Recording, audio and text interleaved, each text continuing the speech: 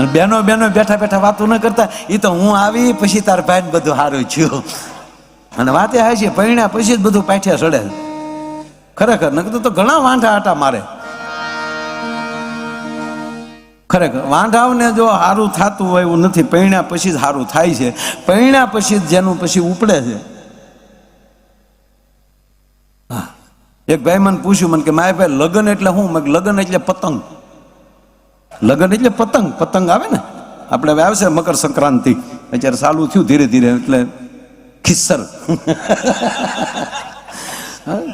મકર સંક્રાંતિ એટલે આપણે ગામડામાં ખીહેર કહે અમારે બાદ, એટલે સુધરેલા શું કે ખિસ્સર, એટલે ખિસ્સર નો કે ખીહેર જ કહેવાય. હા, તાહડો હોય ને તાહડો જ કયો, ત્રાસડો એ ત્રાસ લાગે ડો પછી. હા, એ જે અમુક શબ્દ તો મારા આ દુહા ને દુહો કે તો જ મજા આવે, નહીતર ઘણા નથી માયા ભાઈ દુસ્સો ગાય જો ડસુરો લાગે ડોહો. એટલે ઓલી પતંગ, લગ્ન એટલે પતંગ કાના. અમુક પતંગને તમે આમ જેમ કંપની ફોલ્ડ હોય ને પતંગ હોય ને કંપની ફોલ્ડ, એ તો હવે આ બાળકોને તૈયાર મળે. બાકી અમે નાના નાના હતા તે આછે જ બનાવતા હાવાણાની હળિયુંથી. હા, ખીસી લગાડવાની. તે ભાઈ અમુક પતંગ હોય ને એને તમે દોરી બાંધો, એ તો બધાને અનુભવ છો હોય કે જેમ પછી દોરી ખેંચો ને ઉપર ન જાય, નાન્યા નાન્યા ફર ફર ફર ફર નાન્યા કાવા માર્યા કરે. બસ અમુક હજી લગ્ન નો છે ને એટલે નાન્યામાં હોંડા લઈને કાવા માર્યા કરતા હોય. કોકે ખોટું ખોટું દાંત કાઢે તો એ શેરીમાં 10 વાર આટા મારી આવે. તારી માં ગાંડી છે, હું પણ ખોટો પેટ્રોલ બાળો આવ.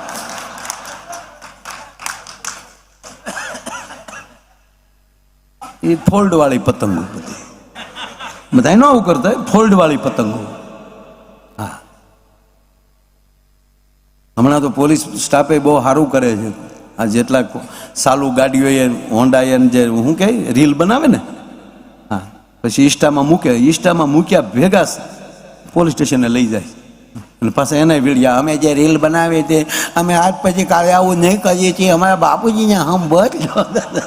તો હું કામ પણ વાયડો થાશો નહીં. યુવાનોને પગે લાગીને કહું, તમારી ઓરાને ગમે ત્યાં ન વયોડફો. તમારી ઓરાને તમારા કાર્ય માટે વાપરી રાખો, એનો સંગ્રહ કરો.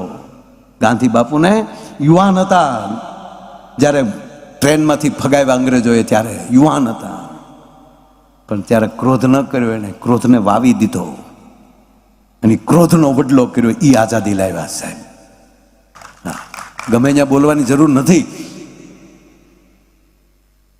એટલે એ જે પતંગને તમે જે દોરી બાંધો અને પછી જે અમુક પતંગ નાન્યા નાન્યા પછી એ પતંગને ચગાવી શું કરવું પડે? વાહ પૂસ બાંધવું પડે. એ પતંગને પૂસ બાંધી ગયો પછી જે ઉપડે એ લગન. પછી ઉપડે કારણ કે વાહ પૂસ આવ્યું હોય. એ તો એક જણો બિચારો શોપિંગ કરવા ગયેલા, પતિ પત્ની બે. એટલે શોપિંગમાં આપણે તો ખાલી કાર્ડ જ રાખવાનું હોય, શોપિંગ તો એ કરી લે. આપણે બિલ જ્યાં દેવાનું હોય ત્યાં જ આપણે ઊભું રહેવાનું હોય. એટલે એ બિચારા ત્યાં ઊભો હતો.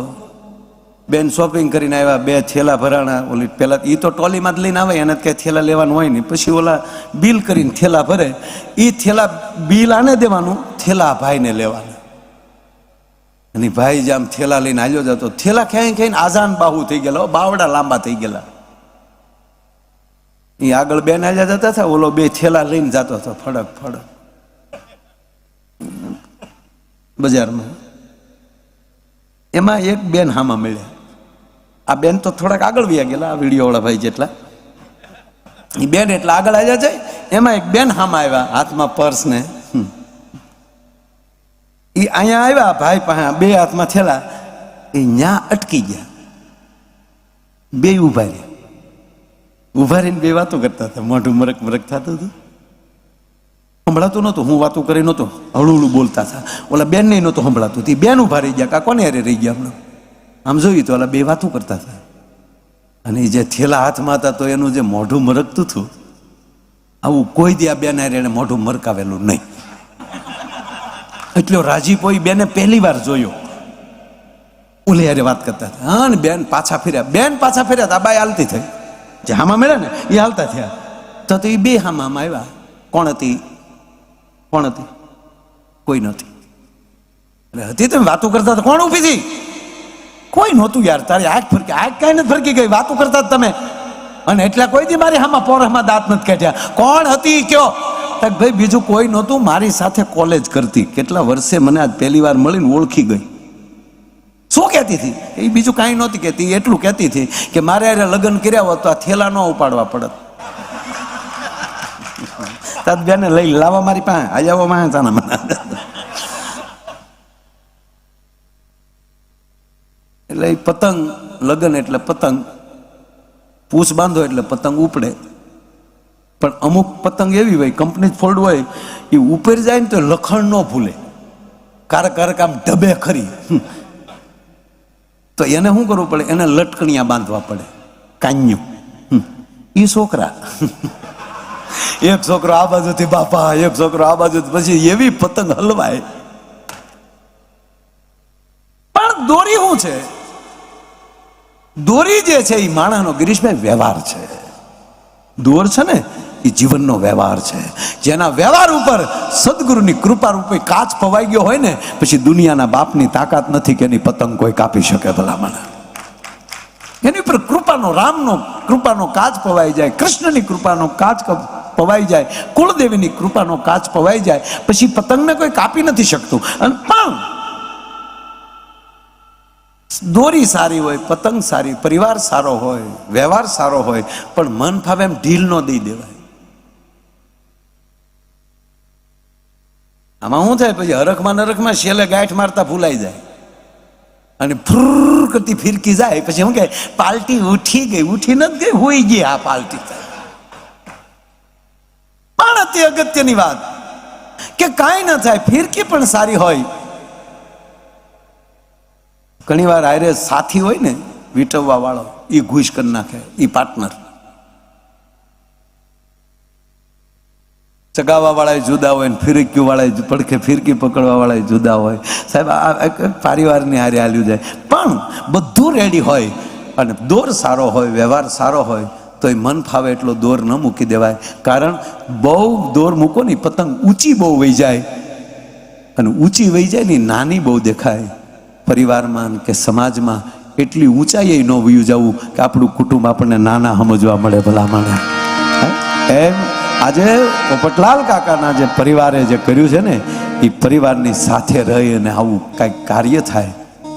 સગા સ્નેહીઓ, મામા, મોહાળ, કાકા, કુટુંબ, ફુવા, એ બધાય સાથે બેસીને આવો રૂડો આનંદ કરે, એ પણ એક પરિવારની બહુ મોટી જવાબદારી. હું હંમેશા એક વાત કહું છું કે જેને હારે બેહો ને એને હૃદયથી બેહવું, દિલ આમ બુદ્ધિથી નહીં. હા, બુદ્ધિ ધંધા માટે રાખવી જ જોઈએ, બુદ્ધિ વગેરે થોડું હાલે. પણ બધે આચાર્ય જે આપણે ભેગા છે એ બુદ્ધિનો પ્રોગ્રામ જ નથી.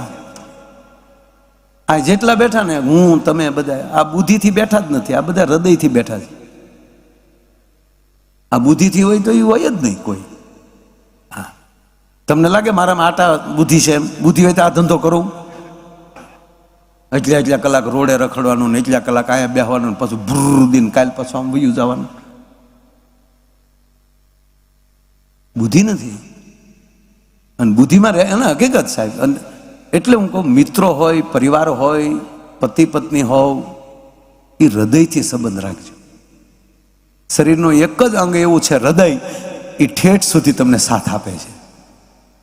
આખા શરીરના, આખું શરીર જે છે એમાં તમામ અંગોમાં એક જ કેવલ હૃદય એ ધબકતું હોય ત્યાં સુધી શ્વાસ ચાલુ રહેવાના છે.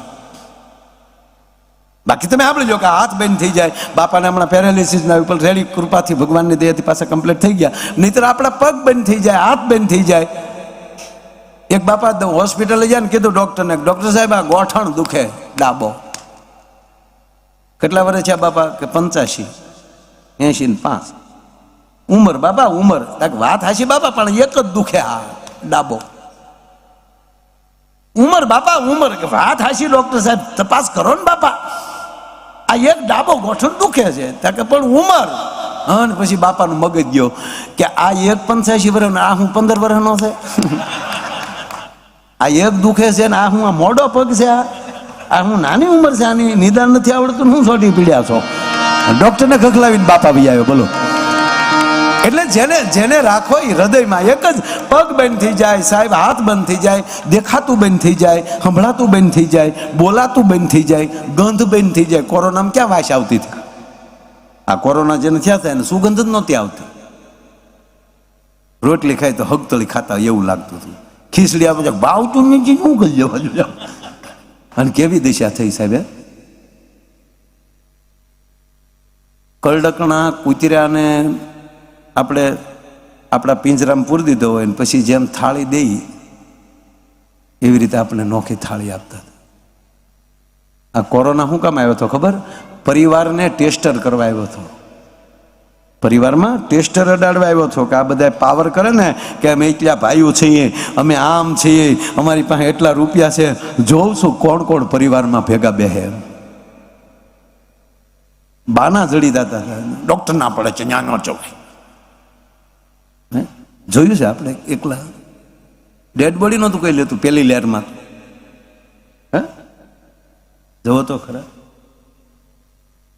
પણ તમને વિશ્વાસથી કહું સાહેબ કે ગિરીશભાઈ, એવા માણસોના ફોન આવતા હતા કે ડોક્ટરને કહો ને અમારા દાદાને મળવા દે.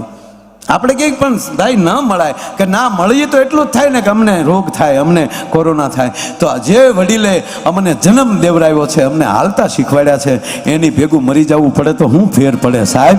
આવા પરિવાર ભારતમાં નીકળ્યા છે અને ગાય છે અને એક એનો વાળ વાકોય નથી થયો, એ તમને કહું.